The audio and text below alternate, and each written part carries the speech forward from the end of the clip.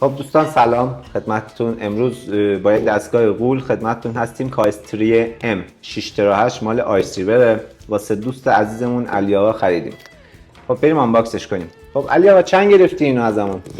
11250 دلار. تحویلمون چند روزه بود؟ 20 روزه گفته بودین که 17 روزه تحویل دادیم. ضمانت چی دادیم بهت؟ هیچی. خب علی آقا کل مبلغ 2 تا از این دستگاه از ما خریدن. کایستری به ارزش 22500 دلار که کلش رو تتر واریز کردن. 20 روز گفته بودیم، 17مین روز رسید دستگاهشون.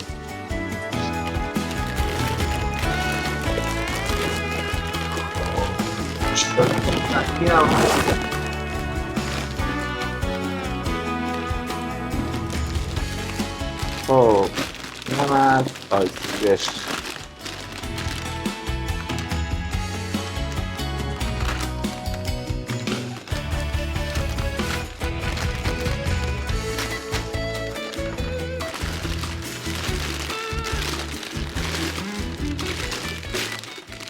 کایستری ام